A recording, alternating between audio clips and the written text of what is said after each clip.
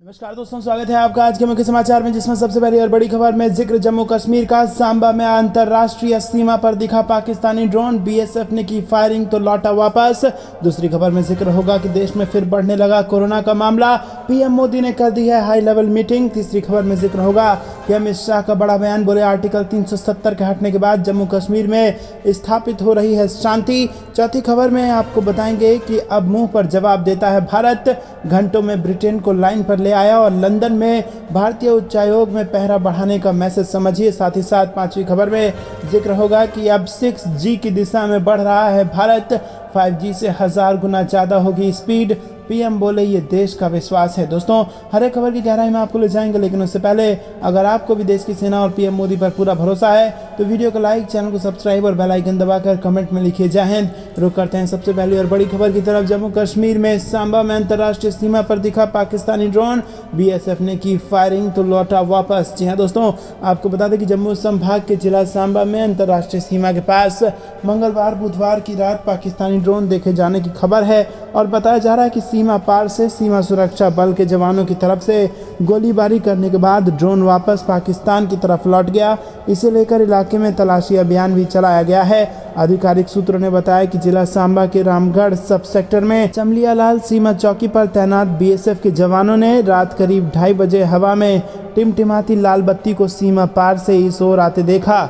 जवानों ने मौका संभालते हुए उस पर गोलीबारी की और इसके बाद ड्रोन पाकिस्तान की ओर लौट गया। मामले को लेकर क्षेत्र में तलाशी अभियान भी चलाया गया है। रुक करते हैं अगली ब्रेकिंग न्यूज़ की तरफ। देश में फिर बढ़ने लगे कोरोना के केस, पीएम मोदी ने की हाई लेवल की मीटिंग। जी हाँ दोस्तों, प्रधानमंत्री नरेंद्र मोदी ने कोरोना वायरस के मामले में वृद्धि के बीच सार्वजनिक स्वास्थ्य तैयारियों की समीक्षा के लिए बुधवार को एक उच्च स्तरीय बैठक की और शाम 4:30 बजे उच्च स्तरीय बैठक हुई। केंद्रीय स्वास्थ्य मंत्रालय के बुधवार को अपडेट किए गए आंकड़ों के अनुसार भारत में संक्रमण के 1134 नए मामले दर्ज किए गए।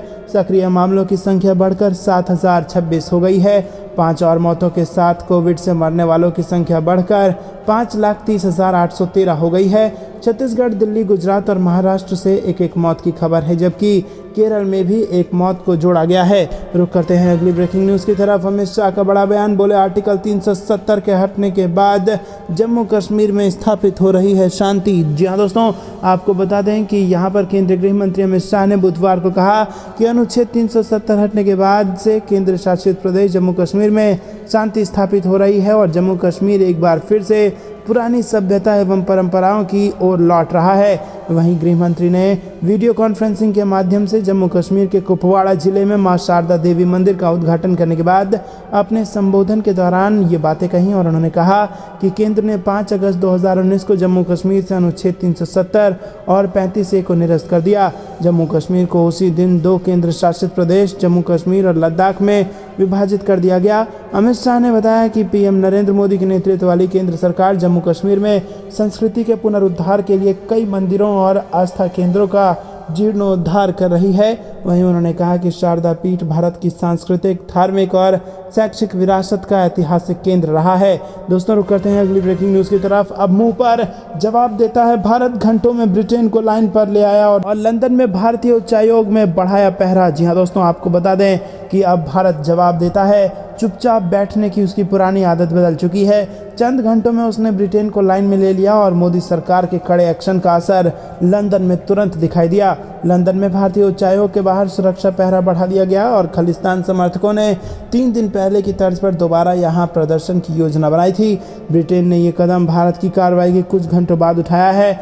नई दिल्ली में ब्रिटिश एम्बेसी के बाहर से अधिकारियों ने बैरिकेड्स हटा दिए थे और इसे नाराजगी जाहिर करने के संकेत के तौर पर देखा गया था। 3 दिन पहले भारतीय उच्चायोग में हुए प्रदर्शन ने ब्रिटेन की सुरक्षा पर सवाल खड़े किए थे और ये उसकी नाकामी दिखाता है। भारत ने जैसे ही ब्रिटेन को उसी के अंदाज में जवाब दिया, उसकी अक्ल ठिकाने आ गई।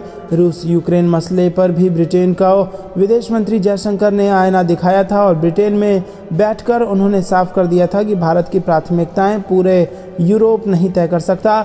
जो समस्या यूरोप और अमेरिका की है, ज़रूरी नहीं वो दुनिया भर की समस्या हो। रुक करते हैं अगली ब्रेकिंग न्यूज़ की तरफ। 6G की दिशा में बढ़ा भारत, 5G से 1000 गुना ज़्यादा होगी स्पीड, पीएम बोले ये देश का विश्वास है। जी हाँ दोस्तों, आपको बता दें कि प्रधानमंत्री नरेंद्र मोदी ने देश का 6G विजन डॉक्यूमेंट जारी कर दिया है। इस मौके पर पीएम मोदी ने कहा कि 5G रोल आउट करने के 6 महीने के अंदर ही हम 6G की बात कर रहे हैं, ये देश के विश्वास को दिखाता है। उन्होंने कहा कि हमने विजन डॉक्यूमेंट सामने रख दिया है और अब ये कुछ सालों में 6G की तरफ बढ़ने का आधार बनेगा। वहीं दोस्तों उन्होंने कहा कि डिजिटल क्रांति के अगले कदम की तरफ भारत तेजी से कदम बढ़ा रहा है और भारत में 5G रोल आउट दुनिया में सबसे तेज हुआ। वहीं 120 दिनों में ही ये 125 से अधिक शहरों में पहुंच चुका है। लगभग 350 जिले में 5G की सर्विस पहुंच चुकी है। विजन डॉक्यूमेंट में कहा गया है कि 5G टेक्नोलॉजी से 10,000 Mbps की अधिकतम गति की क्षमता के साथ 40 से 1100 Mbps की स्पीड मिलती है। वहीं 6G से आपको बता दें कि हर सेकंड में 1 टेराबाइट तक की स्पीड के साथ अल्ट्रा लो लेटेंसी मिलेगी। और गौर करने वाली बात यह है कि ये 5G की टॉप स्पीड से 1000 गुना ज़्यादा है। 6G विजन डॉक्यूमेंट को टेक्नोलॉजी इनोवेशन ग्रुप ने तैयार किया है और इस ग्रुप में कई विभाग, इंस्टीट्यूट और इंडस्ट्री के लोग शामिल हैं और इस डॉक्यूमेंट को बनाने की शुरुआत नवंबर 2021 में हुई थी। दोस्तों रुक करते हैं अगली ब्रेकिंग न्यूज़ की तरफ। यूएस के अखबार ने लिखा, भारत के बगैर चीन की ताकत कम नहीं कर सकता अमेरिका। जी हाँ दोस्तों, आपको बता दें कि अमेरिकी अखबार वॉल स्ट्रीट जर्नल के एक ओपिनियन के मुताबिक भारतीय जनता पार्टी अमेरिकी हितों के लिहाज से दुनिया की सबसे अहम पॉलिटिकल पार्टी है। मीड के मुताबिक अगर अमेरिका को इंडो पैसिफिक में चीन का मुकाबला करना है तो भारत की सबसे ज़्यादा इसके लिए ज़रूरत होगी। वहीं 2014 और 19 में चुनाव जीत के बाद भाजपा 2024 में फिर जीत की तरफ बढ़ रही है। भारत बड़ी इकोनॉमिक पावर के तौर पर उभर रहा है। इस इलाके में भी जापान पहले ही अमेरिका के साथ है और भविष्य में भाजपा ऐसा दबदबा बनाएगी कि जिसकी मदद के बिना अमेरिका चीन की बढ़ती ताकत को नहीं रोक पाएगा। ऐसा करना उसके लिए बेहद मुश्किल हो जाएगा। रुक करते हैं अगली ब्रेकिंग न्यूज़ की तरफ। बारिश, तूफान, ओलावृष्टि का नया दौर, मौसम पर कहां आईएमडी ने जारी किया अलर्ट। आपको बता दें दोस्तों, मौसम विभाग से बड़ी खबर आ रही है। देश के ज्यादातर राज्यों में मौसम का मिजाज बदला हुआ है। दिल्ली, यूपी, राजस्थान और राजस्थान से मध्य प्रदेश और महाराष्ट्र तक बारिश होने की वजह से तापमान में गिरावट आने के साथ गर्मी से राहत मिली है। मौसम विभाग की माने तो उत्तर भारत में 23 मार्च से बारिश और ओलावृष्टि का एक नया दौर जारी हो सकता है। वहीं मध्यम और पूर्वी भारत से लगे हुए हिस्सों में 24 और 25 मार्च को बारिश देखने को मिल सकती है। दोस्तों आपको बता दें कि बारिश को लेकर यहां पर अलर्ट आ गया है। मौसम विभाग की माने तो दिल्ली में आंशिक तौर पर बादल छाए रहेंगे। 24 मार्च को दिल्ली में गरज के साथ बारिश हो सकती है और अगर तापमान की बात करें तो मार्च के बीच दिल्ली का तापमान 26 से 28 डिग्री के बीच दर्ज किया जा सकता है। दोस्तों रुक करते हैं अगली ब्रेकिंग न्यूज़ की तरफ। पीएम मोदी के मन की बात का 100वां एपिसोड सुनेगा दुनिया, बीजेपी ने बनाया है इसके लिए बड़ा प्लान। जी हाँ दोस्तों, देश में अगले साल लोकसभा चुनाव होने जा रहे हैं और इसको लेकर भाजपा ने अभी से ही जन जन तक केंद्र सरकार की नीतियों को पहुंचाने की तैयारी शुरू कर दी है। साथ ही अब पार्टी ने प्रधानमंत्री नरेंद्र मोदी के लोकप्रिय रेडियो कार्यक्रम मन की बात के प्रसारण को दुनिया के दूसरे देशों में पहुंचाने की योजना तैयार कर दी है। इस बार पीएम मोदी के मन की बात कार्यक्रम की 100वीं कड़ी का प्रसारण किया जाएगा और इस तरह की रणनीति से दुनिया के उन देशों में पीएम मोदी के मन की बात को पहुंचाया जा सकेगा जो देश उनको सुनना चाहते हैं और सभी देश प्रधानमंत्री के कार्यों की सराहना करते हैं। वहीं दोस्तों आपको बता दें कि समाचार एजेंसी एएनआई के मुताबिक इस बार देश ही नहीं बल्कि दुनिया के दूसरे देशों में बैठे लोग भी प्रधानमंत्री नरेंद्र मोदी के रेडियो कार्यक्रम मन की बात की 100वीं कड़ी को सुन सकेंगे। इसको लेकर भाजपा जोर शोर से तैयारियों में जुटी है। भाजपा सूत्र बताते हैं कि इस कार्यक्रम को दुनिया भर में प्रसारित करने का मकसद इसीलिए है क्योंकि प्रधानमंत्री नरेंद्र मोदी एक वैश्विक नेता हैं और सभी देश प्रधानमंत्री के काम की सराहना करते हैं। लोग उनको सुनना चाहते हैं और हमारा मकसद है कि हम प्रधानमंत्री नरेंद्र मोदी के मन की बात को अधिक से अधिक देश से प्रसारित करें। दोस्तों आपको बता दें कि PM Modi millets global conference में बोले कि फूड सेफ्टी की चुनौतियों से निपटने में मददगार बनेगा मोटा अनाज और डाक टिकट जारी किया। वहीं भाजपा के सीनियर नेता ने कहा कि मन की बात सीरीज में जिन जिन हस्तियों का जिक्र किया गया है। दोस्तों रुक करते हैं अगली ब्रेकिंग न्यूज की तरफ। नवरात्र के पहले दिन सीएम योगी ने देवी पाटन मंदिर में की पूजा, महिला सशक्तिकरण रैली को रवाना किया। वहीं दोस्तों आपको बता दें कि मुख्यमंत्री योगी आदित्यनाथ ने बलरामपुर में नवरात्र के पहले ही दिन मिशन शक्ति के अंतर्गत आयोजित महिला सशक्तिकरण रैली को हरी झंडी दिखाकर रवाना किया और मुख्यमंत्री ने कहा कि मिशन शक्ति मिसाल बन गया है। वहीं वहीं अनेक राज्यों में भी इसे मान्यता मिली है और कहा कि आज से नवरात्र प्रारंभ हो गए हैं और भारतीय परंपरा में ये शक्ति पूजा का अनुष्ठान है। 9वीं तिथि पर भगवान श्री राम का जन्म हुआ था। देवी पाटन शक्तिपीठ का अपना महात्म्य है और इसी के साथ नवरात्र में यहाँ दूर दराज से भक्त आकर मां के दर्शन करते हैं। मुख्यमंत्री योगी ने नवरात्र के पहले दिन देवी पाटन शक्तिपीठ में दर्शन व पूजा भी की। रुक करते हैं अगली ब्रेकिंग न्यूज की तरफ। खलिस्तानियों के मुंह पर जोरदार तमाचा। लंदन में भारतीय उच्चायुक्त पर लहराया विशाल तिरंगा। जी हां दोस्तों, रविवार को लंदन स्थित भारतीय उच्चायोग में खलिस्तानियों के समर्थकों ने जमकर उत्पात मचाया और यहां पर तोड़फोड़ की गई और तिरंगे को निकालकर फेंक दिया गया और अब इन्हीं खलिस्तानियों के मुंह पर विशाल तिरंगा लहराकर करारा तमाचा मारा गया है। जो वीडियोस रविवार को आए हैं वो काफी डराने वाले हैं और इनमें साफ देखा जा सकता है कि कैसे तिरंगे को निकालकर खलिस्तानी उसी जगह पर अपना झंडा लगा रहे हैं। भारत में ब्रिटिश राजनयिक के सामने इस घटना को लेकर विरोध दर्ज कराया गया है। विदेश मंत्रालय की तरफ से कहा गया है कि भारत की तरफ से कहा गया है कि ये पूरा मामला सुरक्षा में चूक का था। दोस्तों रुक करते हैं अगली ब्रेकिंग न्यूज की तरफ। समंदर में बढ़ेगी बादशाहत। भारत को बांग्लादेश ने दिया ऐसा ऑफर जिसके बाद जल भुन जाएगा चीन। जी हां दोस्तों, आपको बता दें कि पड़ोसी देशों के साथ दोस्ती मजबूत करने की कवायद के बीच बांग्लादेश ने भारत को बड़ा ऑफर दिया है। बांग्लादेश की प्रधानमंत्री शेख हसीना ने भारत को चटगांव और सिलहट में देश के बंदरगाहों का इस्तेमाल करने का ऑफर दिया है और उन्होंने कहा है कि इससे क्षेत्र में कनेक्टिविटी और लोगों के बीच संपर्क बढ़ेगा। चटगांव बांग्लादेश का एक अहम बंदरगाह है और ये भारत के पूर्वोत्तर राज्यों के करीब होने की वजह से रणनीतिक रूप से भी जरूरी है। और अखबार ढाका ट्रिब्यून ने प्रधानमंत्री हसीना के हवाले से कहा कि अगर भारत चाहे तो वो हमारे चटगांव और सिलहट बंदरगाहों का इस्तेमाल कर सकता है। इंडिया फाउंडेशन के राम माधव ने रविवार को हसीना के आधिकारिक आवास में उनसे मुलाकात की थी, जिस दौरान प्रधानमंत्री ने ये पेशकश की। रुक करते हैं अगली ब्रेकिंग न्यूज की तरफ। चीन को बड़ा झटका देने की तैयारी में यूएस। रूसी एयर स्पेस से आने वाली फ्लाइट्स पर लगा सकता है बैन। जी हां दोस्तों, चीन को अमेरिका बड़ा झटका देने की तैयारी में है। अमेरिकी परिवहन विभाग उन चीनी एयरलाइंसों पर प्रतिबंध लगा सकता है जो रूसी एयर स्पेस का इस्तेमाल कर रही है। और रिपोर्ट के मुताबिक राष्ट्रपति जो बाइडेन के प्रशासन के 3 अधिकारियों ने ये जानकारी दी है और उन्होंने बताया कि इन फ्लाइट्स का इस्तेमाल यात्रियों के यूएस पहुंचने में होता है और इसे लेकर राष्ट्रीय सुरक्षा दल और अन्य को पिछले सोमवार को आदेश दिया गया था, जिसमें इस तरह का एक्शन लेने की बात कही गई थी। वहीं दोस्तों आपको बता दें कि यूएस एयरलाइंस की लॉबिंग के चलते इस तरह के बात सामने आई है। Industry state group for America के अनुसार उन विदेशी प्रतिद्वंदियों की तुलना में अमेरिकी एयरलाइन को सालाना तौर पर मार्केट शेयर में $2 अरब का नुकसान हुआ है। रुक करते हैं अगली ब्रेकिंग न्यूज की तरफ। शहबाज को नहीं दी भीख, कश्मीर के लिए खोला खजाना। पाकिस्तान को मुस्लिम देश से लगा दोहरा झटका। जी हां दोस्तों, आर्थिक रूप से डिफॉल्ट होने की कगार पर पाकिस्तान के प्रधानमंत्री शहबाज शरीफ पिछले दिनों खाड़ी के मुस्लिम देश संयुक्त अरब अमीरात के दौरे पर गए थे और इस दौरान शहबाज शरीफ ने यूएई से कर्ज के लिए झोली फैलाई थी। अब सऊदी अरब के संग मिलकर यूएई ने कर्ज नहीं देकर शहबाज शरीफ को न केवल झटका दे दिया है बल्कि कश्मीर के लिए खजाना खोलकर पाकिस्तान की दुखती रग पर चोट कर दी है।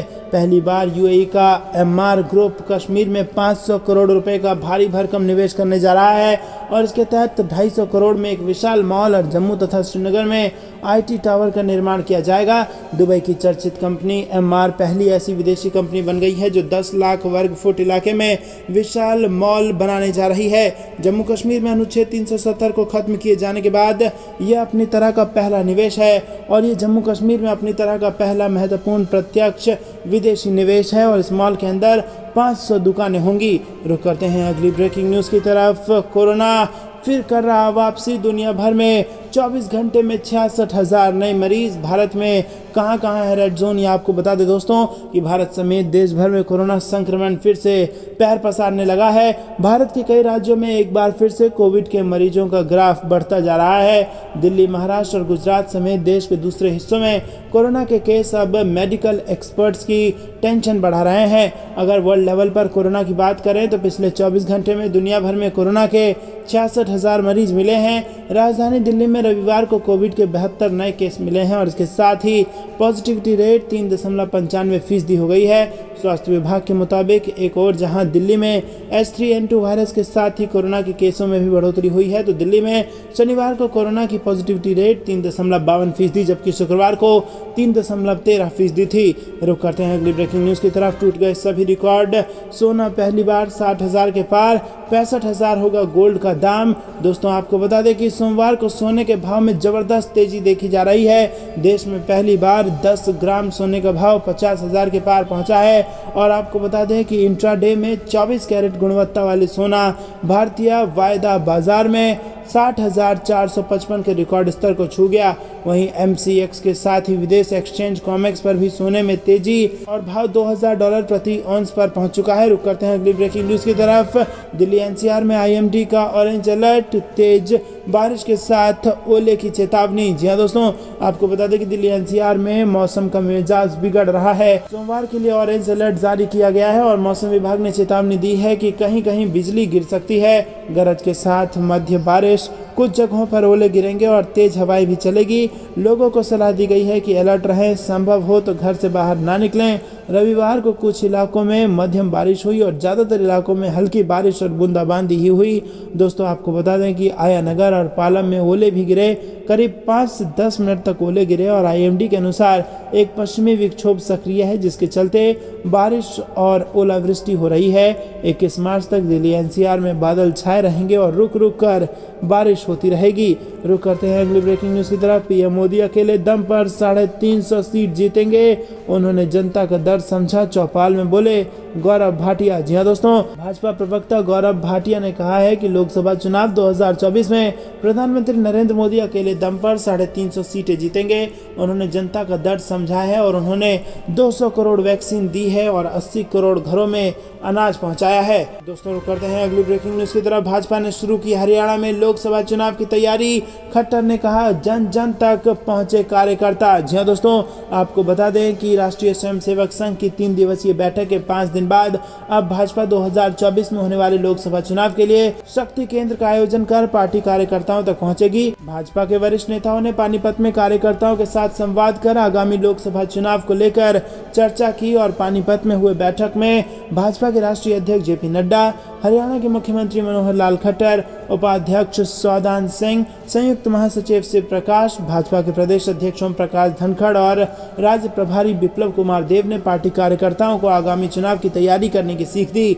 कार्यकर्ताओं को न केवल बूथ स्तर पर बल्कि मतदाता सूची के पृष्ठ स्तर पर भी पार्टी को मजबूत करने के लिए मतदाताओं से सीधा संवाद स्थापित करने की सलाह दी गई। बैठक में 14 जिलों के 6 संसदीय क्षेत्रों के 181 ब्लॉकों के 3000 पार्टी कार्यकर्ता उपस्थित थे। CM खट्टर ने उद्घाटन व्याख्यान में पार्टी कार्यकर्ताओं को प्रेरित किया और आगामी लोकसभा चुनाव की तैयारी करने को कहा।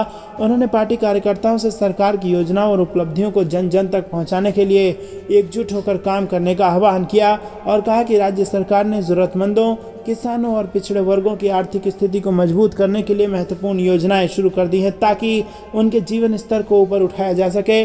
भाजपा के प्रदेश अध्यक्ष OP धनखड़ ने पहले सत्र की समाप्ति के बाद मीडिया ब्रीफ में कहा कि कार्यक्रम में तय किया गया था कि प्रधानमंत्री नरेंद्र मोदी के मन की बात के 99 एपिसोड को 7800 जगहों पर सुनाया जाएगा। 100वां एपिसोड 30 अप्रैल को 19,786 बूथों पर सुनाया जाएगा और मन की बात कार्यक्रम को सुनने के बाद हर कार्यकर्ता 10 परिवारों से संपर्क कर फीडबैक लेगा और इसके लिए उन्हें 78,000 फॉर्म दिए जाएंगे। 6 अप्रैल को भाजपा के स्थापना दिवस पर पार्टी के 5 लाख कार्यकर्ता अपने घरों में पार्टी का झंडा फहराएंगे। रुक करते हैं अगली ब्रेकिंग न्यूज की तरफ। विदेशी धरती पर चीन को मात देने की तैयारी में भारत 9 अफ्रीकी देशों के साथ सैन्य अभ्यास करेगी आर्मी। जी हाँ दोस्तों, आपको बता दें कि अफ्रीकी देशों में अपनी सैन्य पहुंच को बढ़ाने के लिए भारत ने अपनी नीतियों पर कदम आगे बढ़ाने शुरू कर दिए हैं। अफ्रीका में चीन के सामरिक प्रभाव को कम करने की दिशा में पहल के तौर पर भारतीय सेना महाराष्ट्र के पुणे में इसी महीने अफ्रीकी देशों के साथ सैन्य अभ्यास करेगी और इसी के साथ अफ्रीकी देशों के सेनाध्यक्षों के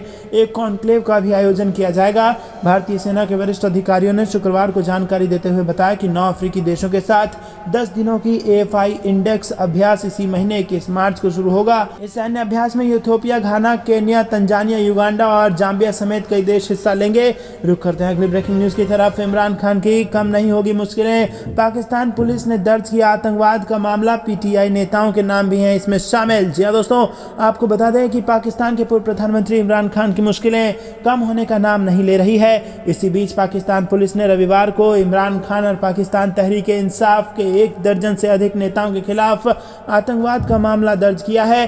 बीते दिनों इमरान खान तोशाखाना मामले में सुनवाई के लिए इस्लामाबाद की एक अदालत पहुंचे, जहां पर उन्हें कोर्ट रूम के बाहर ही राहत मिल गई। दरअसल कोर्ट परिसर के पास इतनी ज्यादा भीड़ एकत्रित हो गई थी कि जज ने कोर्ट रूम के बाहर ही उनकी उपस्थिति को स्वीकार करते हुए गिरफ्तारी वारंट को रद्द कर दिया।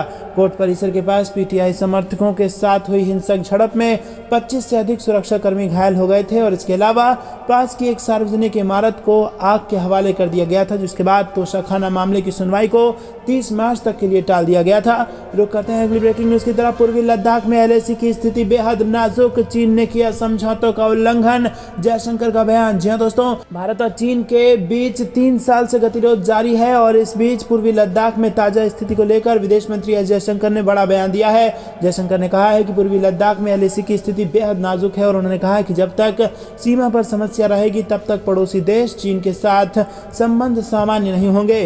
पूर्वी लद्दाख की गलवान वैली और अरुणाचल प्रदेश के तवांग सेक्टर में चीनी और भारतीय सेना के बीच झड़प हुई थी और एक निजी कार्यक्रम में जयशंकर ने कहा कि भारत चाहता है कि चीन के साथ द्विपक्षीय बातचीत को फिर से शुरू करने से पहले पूर्वी लद्दाख में डिसएंगेजमेंट प्रक्रिया को पूरा किया जाए। उन्होंने कहा कि चीन ने साल 2020 में सीमा शांति के लिए द्विपक्षीय समझौतों का उल्लंघन किया है और इसके परिणाम गलवान वैली और अन्य क्षेत्र में देखे गए हैं।